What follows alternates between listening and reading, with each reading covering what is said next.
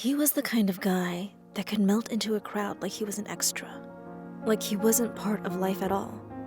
The boys and I never suspected him, let alone gave him any attention because we were dozens of drinks in. But once the lights were out, I finally realized too late that I was trapped alone with him, and my friends were nowhere in sight. Tonight is one of the coldest nights in January, and I've convinced my two best friends, Luke and James, to stay in with me. We were going to have a horror movie marathon. The moment I snuggle down into my sofa, my nose is filled with the sweet, ravishing scent of malt and bubbles. I turn my head to see the boys coming out with 2 dozens of drinks in their arms, and I can't hold my excitement any longer.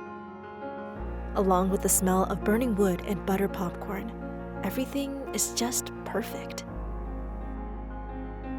It isn't until halfway through the movie that I realize something is seeping through my pajama pants.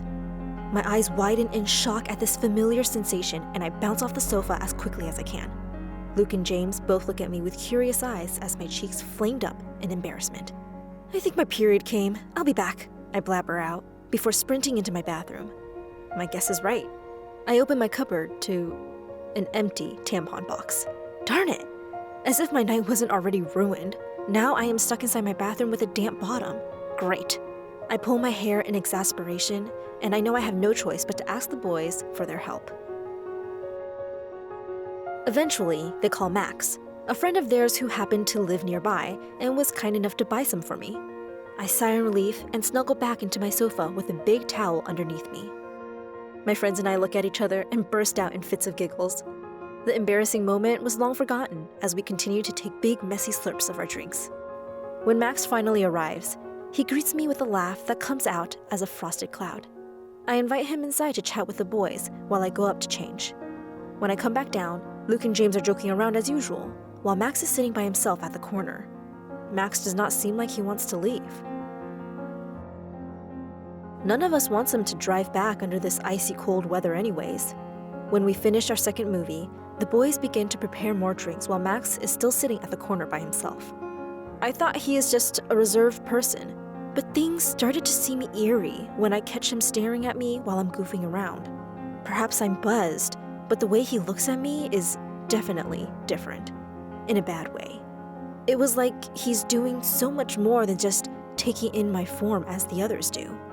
And for me, nothing is more creepy than a person whose reaction contradicts the situation, Max. So while we're all drunkenly laughing, he just sits there, emotionless. I start to feel uneasy, so I want to call quits, but every drink offered to me seems like a better and better idea. Soon, each of my hands are gripping a can, and my eyes are now rolling backwards. All I can smell is my own musty breath, and my throat is sore from the acidic fizz. I clear my throat as I try to stand up, only to fall back down onto my couch in a sloppy attempt to leave. By the end of the night, my head is spinning so badly that the whole house feels like a psychedelic carousel.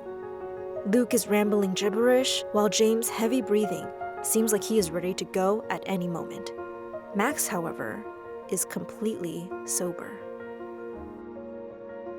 With my blurry vision, I see Max walking towards me with an all too steady pace. My ears are ringing when he whispers into my ear about helping me up to my bedroom. And even though I am one step away from passing out, at the back of my mind, my voice reminds me that drunk decisions will always have consequences. But with my world spinning twice as fast, my sanity is long gone. Before I can reply, Max is already lifting me up. I glance over to see Luke and James helplessly spewing the popcorn they ate, while Max is kicking my bedroom door open. "I can handle myself from here," I tell him, but he doesn't listen. Instead, he gives me a spine-chilling look, and straight away, I know I am in trouble.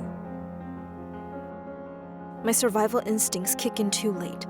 I close my eyes over and over again, twisting my head from left to right, doing anything to avoid the sight of his sickening expression.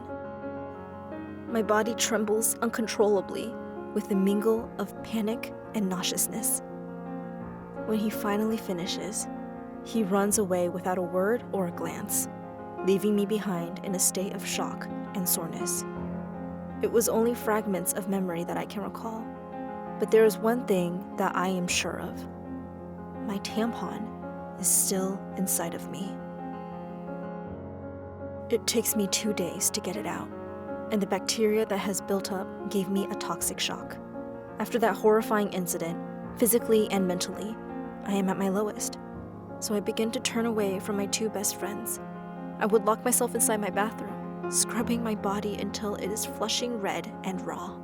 Every night is dreadfully numb, and I begin to spiral down into an inescapable hole of misery.